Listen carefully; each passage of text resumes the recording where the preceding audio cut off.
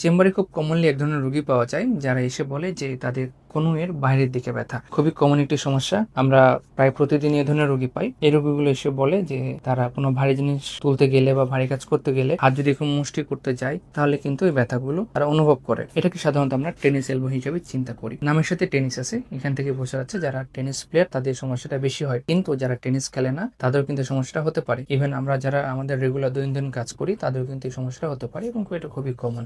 Tennis এলবোটা কেন হয়? Tennis elbow হওয়ার বেশ কিছু কারণ আছে, তার মধ্যে উল্লেখযোগ্য কারণগুলো হলো হাতের মুভমেন্ট বেশি করা, বিশেষ করে কোনো একটা নির্দিষ্ট মুভমেন্ট বারবার করা, তাহলে টেনিস এলবো হতে পারে। খেলাধুলার সময় হাত ব্যবহার করার সময় হাতের টেকনিকটা যদি সঠিক না হয় তাহলে কিন্তু টেনিস এলবো হতে পারে।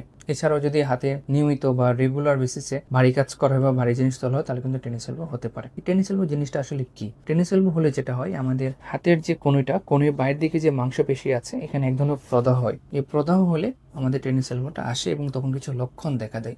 যে লক্ষণগুলোর মধ্যে আমাদের এখানে সবচেয়ে কমন যেটা ব্যথা, কনুইয়ের বাইরের অংশে ব্যথা করে, অনেক সময় এটা একটু ফুলে যায়, কোনো কিছু ধরা যায় না, ভারী জিনিস ধরতে গেলে ব্যথা করে, হাত যখন আমি গ্রিপ করতে যাই তখন ব্যথা করে। তো এই ধরনের সমস্যা যদি আপনার দেখা দেয় তাহলে আপনি কি করবেন? আপনি অবশ্যই জরুরি ভিত্তিতে আপনার নিকটস্থ যেসব ডাক্তার সাহেব আছেন, বিশেষ করে অর্থোডিক সার্জন, তাদের কাছে এসে যোগাযোগ করবেন। এই ধরনের রোগী পেলে আমরা সাধারণত রোগীকে কিছু অ্যাডভাইস দিয়ে থাকি, কিছু ওষুধ দিয়ে থাকি। অনেক সময় একদমই যখন শেষের দিকে কোনো কিছুতে ব্যথা কমে না তখন আমরা ইনজেকশন দিয়ে থাকি। আমরা রোগীকে কিছু ব্যায়াম দেখাই দিই, কিছু ব্যথানাশক ওষুধ দিই, কিছু পরামর্শ দিই, অনেক সময় ঠান্ডা শেক দিতে বলি, হাতের কাজগুলো একটু কম করতে বলি, একই মুভমেন্ট ঘন ঘন রিপিটেড যেসব মুভমেন্টগুলো আমরা করি যেটার কারণে এই টেনিস এলবোটা হচ্ছে সেই মুভমেন্টগুলো কিছুটা রেস্ট্রিকশনে দিয়ে দিই যে এই মুভমেন্টগুলো একটু কম করবেন, তাহলে মোটামুটি এটা কন্ট্রোলে চলে আসে। আর যদি একদমই না হয়, কোনো কিছুতে কন্ট্রোলে না আসে, তাহলে অনেক সময় আমরা ইনজেকশন দিয়ে দিই। তো এই ধরনের সমস্যা দেখা দিলে অবশ্যই আপনার বাসায় বসে থাকবেন না বা এটা নিয়ে ভয় পাবেন না। সময়মতো সঠিক চিকিৎসা নিলে টেনিস এলবো থেকে মুক্তি পাওয়া সম্ভব। ধন্যবাদ সবাইকে।